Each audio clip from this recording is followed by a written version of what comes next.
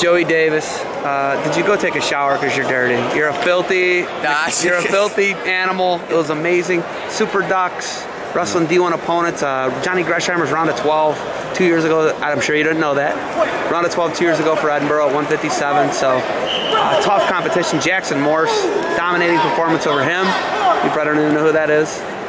Illinois guy. Okay, yeah. But big wins today. Big wins, you know, all in all, big win against Buck. Now, when you're looking at that, though, coming into college, true freshman, 165 pounds, you know, where are you getting it?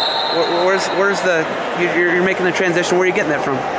I mean, I just gotta say my mentality, you know, I've been training with the best Jordan Burroughs, you know, just training with the best, and like, you know, my training partners at my school, you know, just because I'm at a D2 school, people think that, you know, I'm not getting the best, so I'm the best training partners, the best coaching, but I also have really good training partners. I want to thank God really in my training partners, because they push me to the limit, and my coach is telling me that, you know, nobody's out there better than your feet, just because, you know, you're going D1 opponents. And because last week I went freshman sophomore division, and I was just like, nah, I need to get pushed a little bit more, get the tough matches in and things like that. So the whole thing is just, you know, just getting better. That's all I gotta say. Just getting better, working on the little things and that I need with my training partners, and just opening up and D1 opens.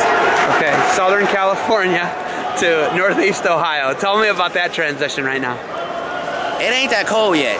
Not yet. It ain't cold yet. So people keep telling me every day, like, oh, you know, you're gonna be in your dorm all day and things like that. So I don't know yet. Right now I'm loving it. Like, you know, it's a whole way different culture than where I'm in California. In California, you know, I'm at the beach all the time. Here, I ain't been to one beach or anything like that. So it's a little different, and I love it. When you look at people, you know, they criticize your decision. I hear it all the time. Why do you go to D2 school? Why Notre Dame? You know, what's the biggest decision for you? And why Notre Dame College? Why, you know, you could have, a lot of D1s are after, but why Notre Dame College? The biggest thing was school-wise. I feel that the school for me with the small campus was the perfect decision, because I mean, if I would have went D1 with those lecture classes, 300s, I probably wouldn't be eligible, to be honest. You know, it's only 15 students in my class, and I know my professor. But the whole thing was, you know, school-wise and the small campus, and like I said, the team is good. You know, the coach did a good job recruiting. We got a lot of tough wrestlers in there. I'm not on a ranch shirt this year. I want to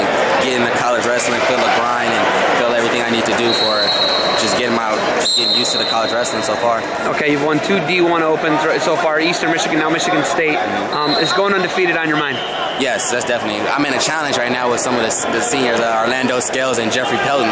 You know, well, Jeffrey Pelton lost last week, so I already beat him. I just got to go against my heavyweight now.